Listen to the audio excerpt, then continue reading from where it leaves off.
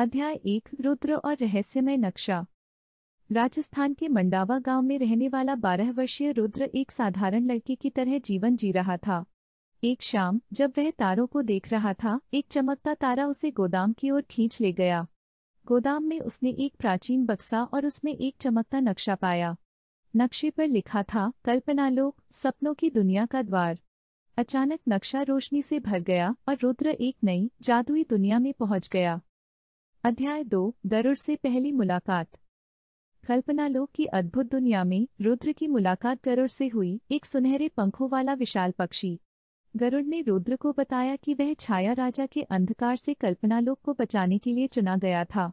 गरुड़ ने समझाया कि उन्हें 3 प्राचीन वस्तुएं खोजनी होंगी, अमृत कलश, त्रिशूल और ज्योतिर्लिंग कंपस, जो छाया राजा को हराने में मदद करेंगे। अध्याय 3 पहला परीक्षण, अमृत कलश। रुद्र और गरुड़ ने नक्शे का अनुसरण करते हुए एक चमकदार नदी पार की और सूर्य मंदिर तक पहुंचे।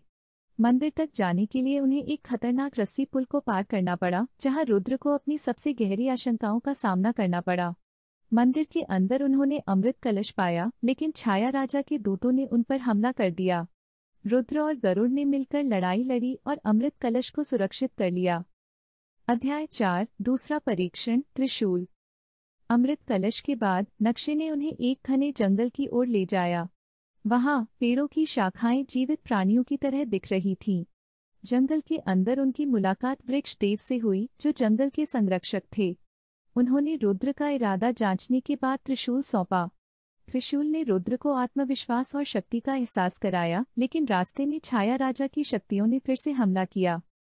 अध्याय 5 अंतिम आर्टिफैक्ट, ज्योतिर्लिंग कंपस। तीसरी वस्तु, ज्योतिर्लिंग कंपस, एक अंधकारमय गुफा में छुपी थी।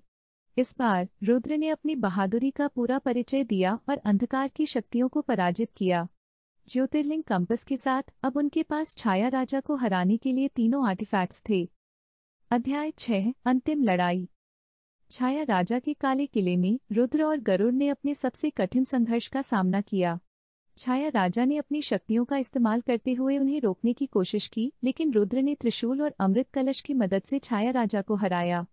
त्रिशूल की रोशनी ने छाया राजा के अंधकार को समाप्त कर दिया और कल्पनालोक एक बार फिर उजाले से भर गया। अध्याय 7 वापसी और नई शुरुआत। कल्पनालोक को बचाने के बाद गरुड़ ने रुद्र को उसकी दुनिया में वापस भेज दिया।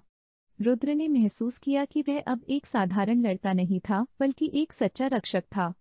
नक्शा अब उसकी कहानी का हिस्सा था और उसने कल्पनालोक और अपनी दुनिया के बीच संतुलन बनाए रखने का वादा किया।